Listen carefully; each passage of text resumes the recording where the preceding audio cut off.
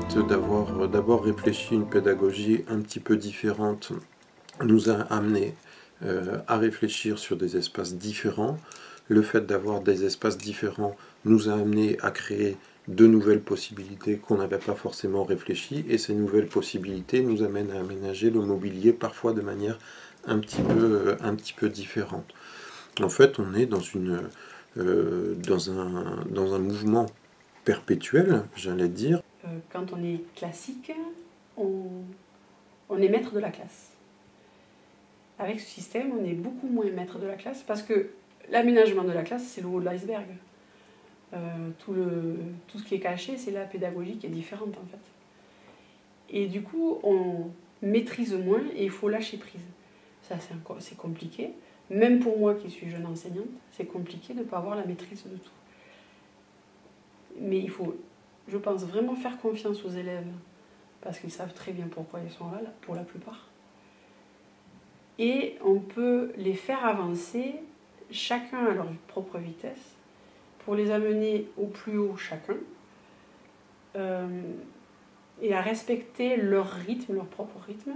Et la classe bénéficie aussi de ça parce qu'il y a effectivement plusieurs niveaux comme dans chaque classe, mais la classe elle peut être tirée par chacun des petits individus. Moi je suis plus compétent en maths, moi je suis plus compétent en géométrie, moi je suis plus compétent en lecture. Et tout ça, en fait, ça tire j'ai l'impression que ça tire la classe vers le haut.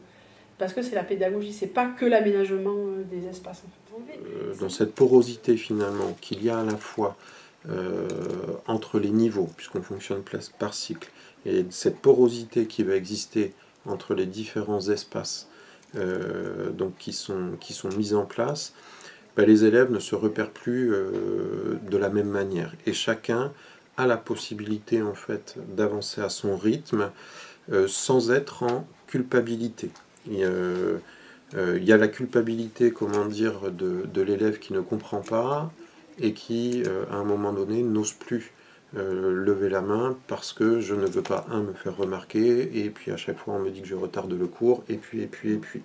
Il n'y a pas non plus la culpabilité, comment dire, du bon élève qui, à un moment donné, s'ennuie. Ça demande aussi beaucoup d'anticipation, parce que même si ça paraît des enfants choisissent leurs outils, nous, ça nous demande aussi en amont d'anticiper, parce que la classe, elle bouge tout le temps. Le flexible, c'est les maîtresses aussi, il faut qu'elles soient flexibles.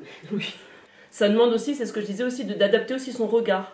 Parce que parfois, comme l'espace est plus vaste, ils sont vraiment dispersés dans toute la classe, et parfois on peut oublier le petit garçon qui est sur son Z-Tool au coin bibliothèque et qui travaille pas. et qui ne travaille pas forcément, ou qui travaille, ou qui a besoin de l'aide de la maîtresse mais qui ne va pas forcément solliciter la maîtresse. Donc ça aussi oblige à changer son regard dans la classe. Aujourd'hui, les professeurs ne sont plus face élèves, ils sont au milieu des élèves. Alors quand je dis qu'ils ne sont plus face élèves, ça ne veut pas dire qu'on s'interdit l'idée qu'il puisse être face à l'élève. J'ai parlé tout à l'heure des leçons qui pouvaient être prodiguées sur certains temps. Par contre, ça n'est certainement pas la majorité du temps. On casse quand même voilà, cette idée de une salle, un niveau, un professeur. Il y a toujours un professeur référent, comment dire, c'est souvent le professeur référent de la matière. Il y a toujours un co-intervenant qui va pouvoir, comment dire, aider tel ou tel élève, aider tel ou tel groupe d'élèves. En co-animation, j'ai envie de dire qu'on ne se marche pas sur les pieds parce que ça nous permet en amont d'avoir réfléchi comment on va répartir notre groupe d'apprenants. On a eu le cas une année où on était 3 formateurs avec le groupe complet des PSTG.